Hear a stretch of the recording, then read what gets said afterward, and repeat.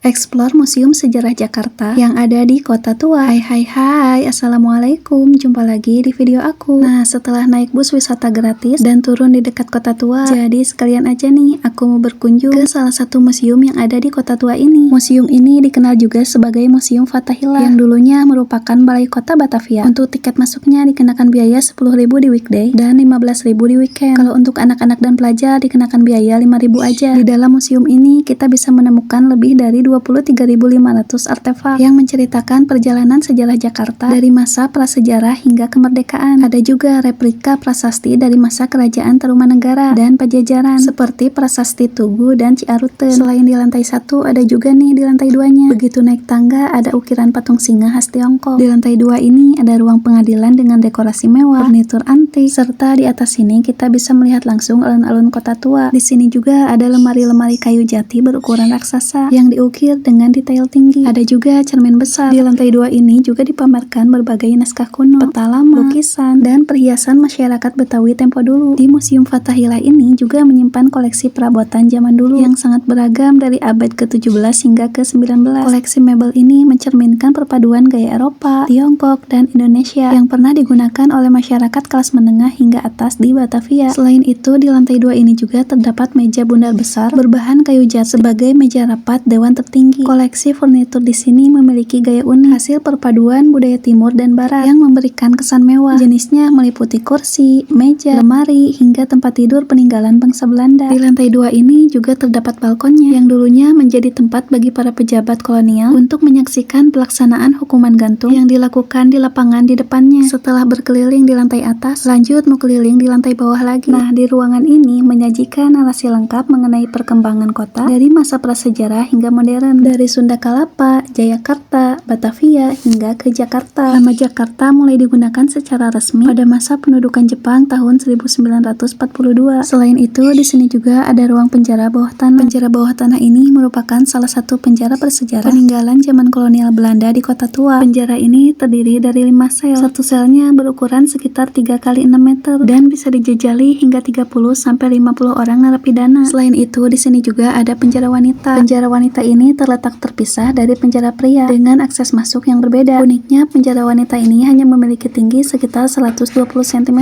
Museum Fathahillah ini juga memiliki taman belakang yang lumayan luas. Nah, di sini juga ada toko souvenir nih, menyediakan berbagai macam pernak-pernik yang bisa dijadikan oleh-oleh untuk dibawa pulang. Setelah puas mengelilingi museum ini dari lantai 1 hingga ke lantai 2, lanjut mau keluar nih. Oh iya, museum ini buka dari hari Selasa hingga hari Minggu, dari jam 9 pagi hingga jam 3 sore. Untuk hari Senin itu tutup. Ternyata di Kota Tua ini tuh semakin sore semakin ramai. Dari sini aku mau lanjut jalan menuju ke stasiun Jakarta Kota untuk melanjutkan pulang menuju ke stasiun Bogor.